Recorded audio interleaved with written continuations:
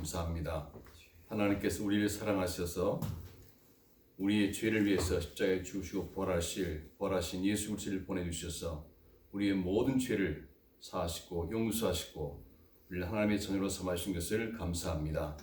이 시간 우리가 부활절 축하 예배를 드릴 때 성령으로 우리를 충만케 해 주시옵시사 신령과 진정함 예배할 수 있도록 축복하여 주시옵소서. 감사하고 예수님 이름으로 기도합나이다. 아멘. 오늘 마태복음 9장 35절에서 38절까지 있는 말씀 가지고 추수할 것은 많되 일꾼이 적으니 이런 제목으로 하나님 말씀 듣겠습니다. 예수님께 2000년 전에 세 가지의 꿈을 가지고 이 세상에 오셨습니다. 그 첫 번째는 하나님의 택한 백성들의 죄를 위해서 십자가에 죽으시고 부활하심으로 누구든지 이제는 예수만 믿으면 구원을 받는 구속 사역을 위해서 이 세상에 오셨습니다. 오늘 바로 2022년 전 부활하신 그 부활주일입니다. 두 번째는 성령님을 이 세상에 보내주시기 위해서 오셨습니다. 예수님은 육체를 입고 오셨기 때문에 예수님 오셨지만 그때 당시에 한 공간, 동일한 시대에 있었던 사람들에게만 영향을 미칠 수가 있었습니다. 그러나 예수님께서 이제 예수님이 죽으시고 부활하심으로 성령을 보내주셔서 성령은 영으로 오셔서 모든 세계에 있는 사람들을 함께 하시고 돕고 교회를 세우시고 또 하나님의 택한 백성들을 도와주기 위해서 성령을 보내주시기 위해서 이 땅에 오셨습니다. 아멘. 세 번째는 예수님의 구속 사역과 성령 오심으로 교회를 세우셔서 하나님의 택한 백성들을 구원하고 양육하셔서 하나님의 나라가 이 땅에 임하게 하셔서 이 교회를 세우기 위해서 오셨습니다.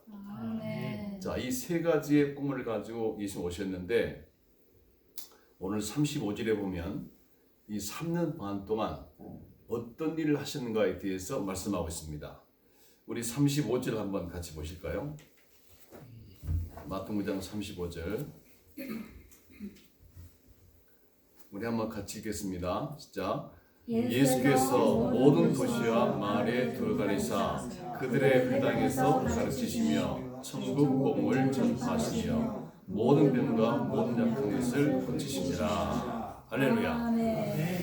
자, 예수님께서는 이 세 가지 꿈을 가지고 오셨는데 이 3년 반 동안 바로 이 세 가지 일을 하셨습니다. 첫 번째는 뭡니까? 예수께서 모든 도시와 마을에 두루 다니사. 첫 번째는요, 그들의 회당에서 가르친 일을 했습니다. 회당마다 다니시면서 그 회당에 있는 하나님의 택한 백성들에게 말씀을 가르치신 겁니다. 자, 여기서 가르친다는 말은요, 우리가 보통 이제 선생이 제자들에게 가르치는 것, 이 가르치는 것과 조금 다릅니다. 여기 이 가르친다는 말은 teaching, 헬라어로 말하면 디다스코라고 합니다. 이 말은 뭐냐면 가르치고 끝나는 게 아니고 계속 반복 가르쳐가지고 이 가르치는 게 완전히 자기 체득화되어서 자기 것이 되도록, 그래서 그 말씀대로 살도록 가르치는 것, 이거를 바로 뭐냐면 디다스코라고 합니다. 그러니까 교회에서는 한 번 가르쳐 끝나는 것이 아니라 계속 반복해서 가르쳐가지고 이 말씀대로 살도록 자기 것이 되도록 가르치는 것, 이게 바로 예수님께서 회당에서 가르친 방법이었습니다.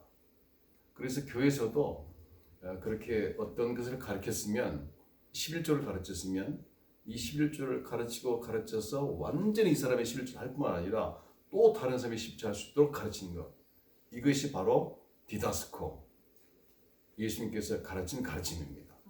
아멘. 또 여러분, 성경이 원래 이 반복하는 겁니다. 여러분 보세요. 마태복음이 나오고 어디 나왔어요? 마가복음이 나왔잖아요. 또 마가복음이 나오고 어디 나왔어요? 누가복음이. 누가 나오고 또 요한복음이 나와요. 계속 반복이거든요. 맞습니까? 아멘. 여러분, 복중서신 보세요. 에베소에 나오고 나와요. 필리포에 나오죠. 필리포, 콜로세서에 계속 반복하는 겁니다. 또 구약성이 나오고 또 신약이 그대로 반복하고 있잖아요.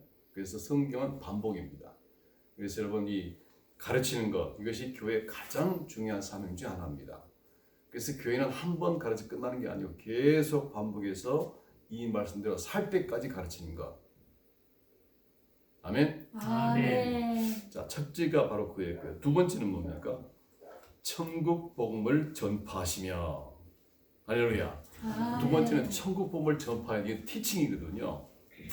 프리칭은 이게 선포하는 겁니다. 이 선포는 두 가지인데요. 이 전파라는 말을 헬라로 보면 퀘릭소라고 합니다. 퀘릭소는 뭐냐면 왕의 오신 것을 예비하는 거예요. 준비하는데 예수님이 재림하시잖아요. 그 재림을 준비하는 어떻게 하냐면 하나님의 나라가 세워지면 거기 하나님의 백성이 있어야 되잖아요. 그 백성들이 하나님의 백성을 삼고 이 사람들을 가르치고 하나님의 백성을 만드는 겁니다. 근데 이 두 가지 방법이 전파는 두 가지 방법인데 첫 번째는 뭐냐면 교회 안에 들어와 있는 하나님의 택한 백성들에게는 이 설교, 선포를 통해서 하나님의 택한 백성들이 하나님의 백성으로 사는 방법을 가르치는 거고 그럼 또 하나가 있어요. 하나님의 택한 백성은 맞는데 아직 교회를 오지 않고 믿지 않는 사람, 세상에 있는 사람 그 사람을 향해서는 어떻게 하는 겁니까? 전도를 통해서 하나님의 말씀을 선포하는 겁니다. 아멘? 이것도 일방적이에요. 주 예수를 믿으라. 그럼 너와 네 구원받으리라는 이렇게 일방적으로 선포하는 겁니다. 교회에서도 역시 마찬가지로 이 주일날 설교할 때 우리 목사님께서 질문 안 받잖아요. 본문 말씀 가지고 이 말씀 이렇다 하고 저기 선포하는 겁니다. 그러니까 선포는 두 가지예요. 교회는 그러니까 반드시 뭐가 있어야 돼요? 가르치는 것.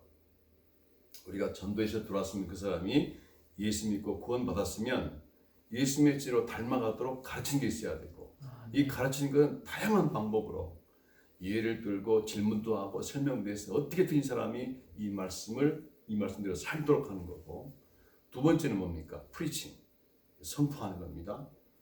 일방적으로 선포해서 이 말씀대로 살도록 하는 겁니다. 세 번째는 뭡니까? 한번 같이 읽어보실까요?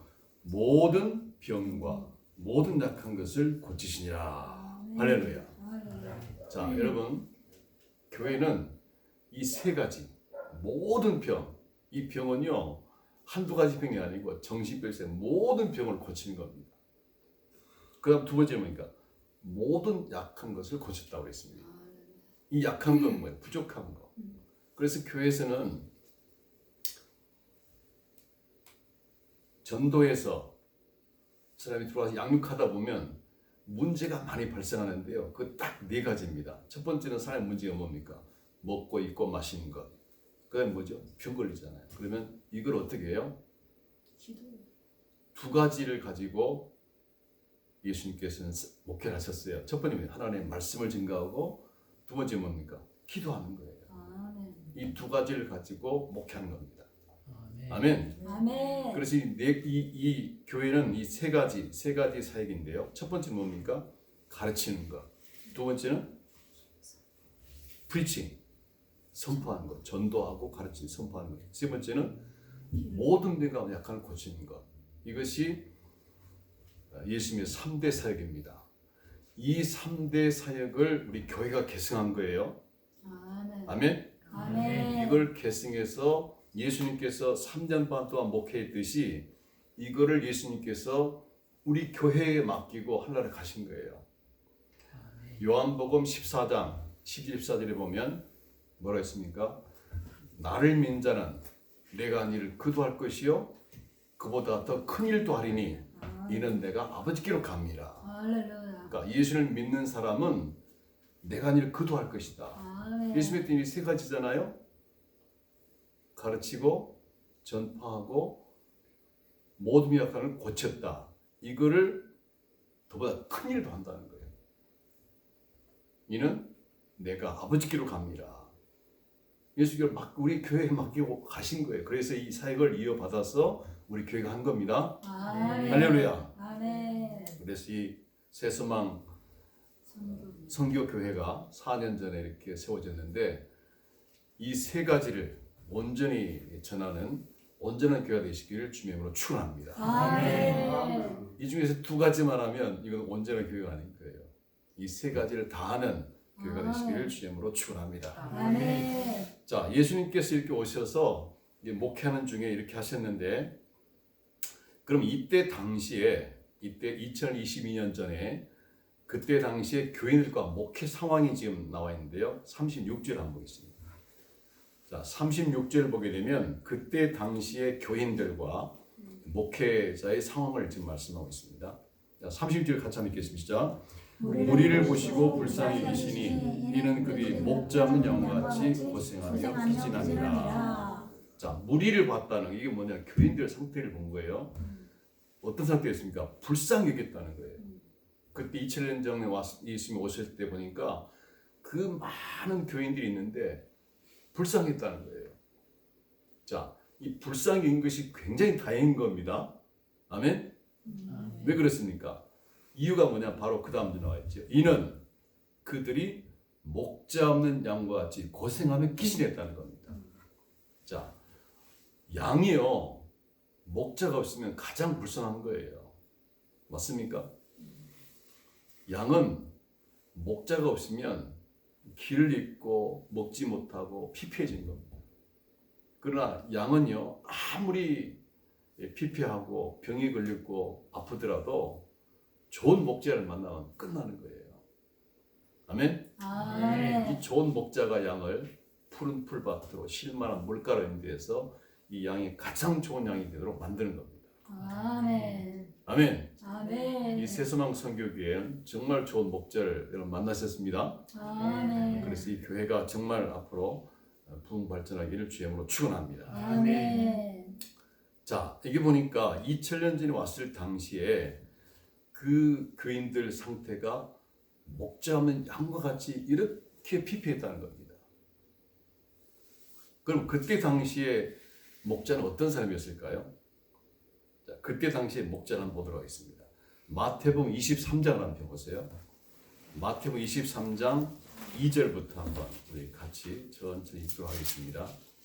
그 당시에 목자는 누구였길래 이렇게 목자 없는 양아지 고생하며 기진했다는 건가 하는 것이죠. 고생하며 기진했다는 것은 자기 힘으로 도저히 살아갈 수 없는 완전히 내팽인 상태, 이걸 고생하며 기진했다는 겁니다. 자, 마태복음 23장 2절을 같이 읽으시죠. 서기관과 바리새인들이 모세의 자리에 앉았으니, 자 보십시오. 서기관과 바리새인들이 모세의 자리에 앉았다는 거. 모세는 뭐예요? 목자잖아요. 그 자리에 앉아 있는데, 근데 3절 보니까 뭐라고, 어떤 사람입니까? 그러므로 무엇이든지 그들이 말하는 바는 행하고 그들이 행하는 행위는 본받지 말라. 그들은 말만 하고 행하지 아니하며 또 무거운 짐을 묶고 사람의 어깨에 지우되 자기는 이것을 한 숟가락도 움직이려 하지 아니하고 그들의 모든 행위를 사람에게 보이고자 하나니 곧 경문에 띠를 얽게 하며 옷을 길게 하고. 할렐루야. 그때 당시에 이 바리새인 서기관들이 목자 역할을 감당했다는 겁니다. 그때 당시에는 두 가지의 예배를 드리고 있었습니다. 하나는 뭐냐면 회당 예배입니다. 회당 예배는 바벨론 포로로 잡혀가니까 성전이 없어졌잖아요. 없어지니까 회당을 지어가지고 거기에서 이제 아침 저녁으로 모여서 하나님의 말씀을 강론하고 교육함으로써 예배 성전이 없으니까 성전에서 이렇게 말씀 듣는 것을 제사를 드리는 것으로 이렇게 간주한 겁니다. 또 하나는 성전 예배가 있었어요. 예수님이 오시기 전 20년 전부터 BC 2년 전부터 헤롯이 성전을 짓기 시작했어요. 그래서 예수 오실 당시에는 거의 50년 됐으니까 성전 여관이 다 완성되고 거기에서 5가지 희생 제사를 드리고 있었어요. 그러니까 여기에서는 누가 가르칩니까? 제사장. 근데 선지자는 말라기 외에는 선지자를 안 보내셨잖아요. 그 말라기 위에 온 선지자가 누구예요? 세리완이잖아요. 자, 그러니까 회당에서는 이 바리새인들, 율법사들, 서기관들이 주로 가르친 거예요. 근데 이 사람들은 성경을 알았어요. 알았는데 여기 보면 뭐라고 합니까? 그들은 말만 해갖고 전혀 말씀대로 살지 않았다는 겁니다.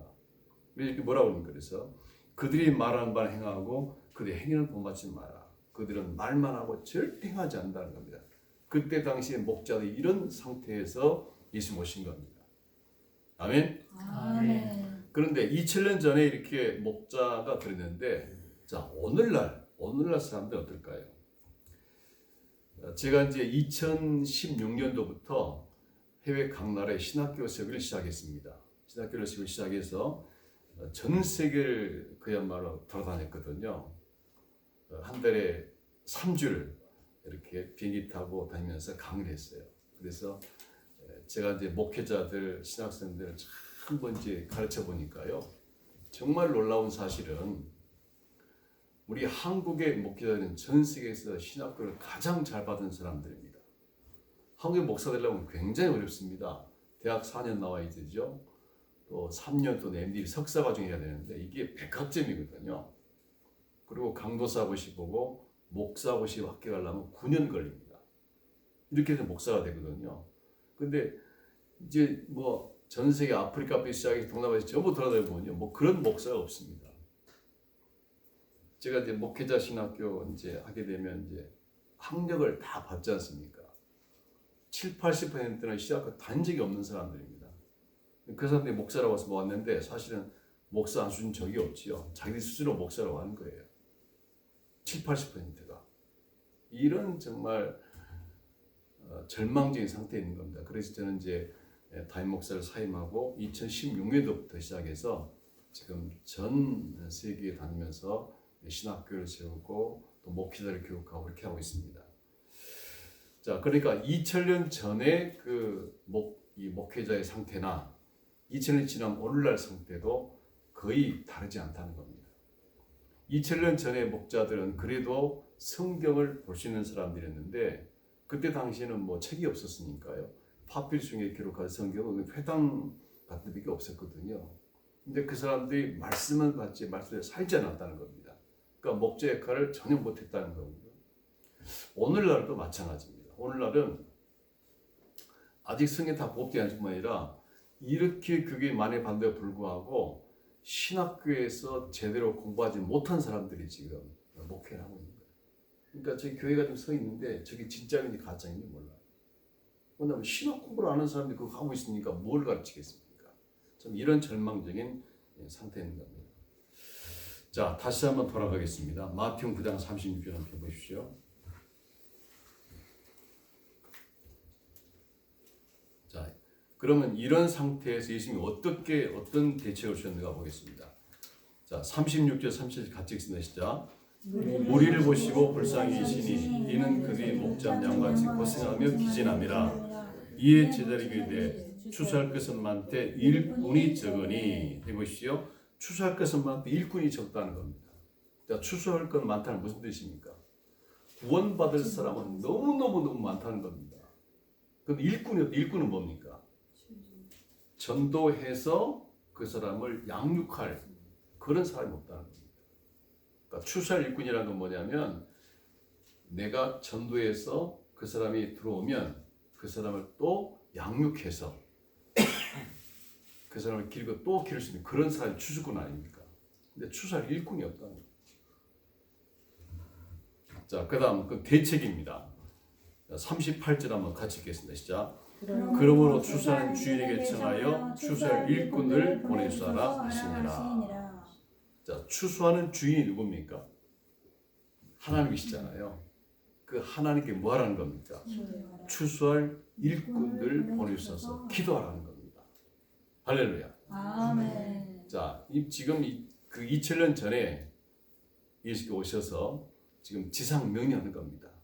지금 몸된 교회가 세워지고 하나님의 이 땅에 임하기 위해서는 추수할 일꾼들이 가장 필요하다는 겁니다.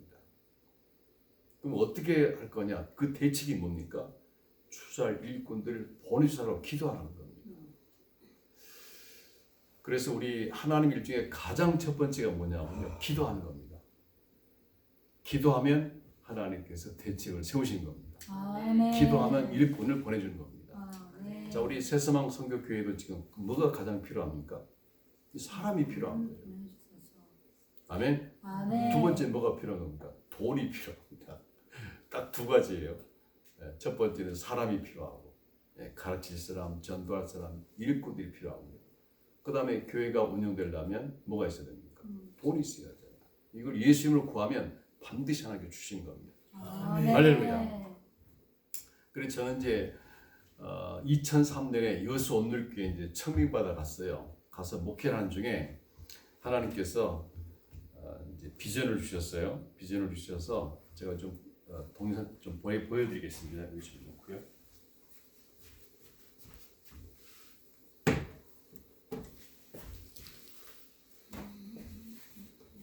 요거를 조금 치우고 같이 한번 보실까요?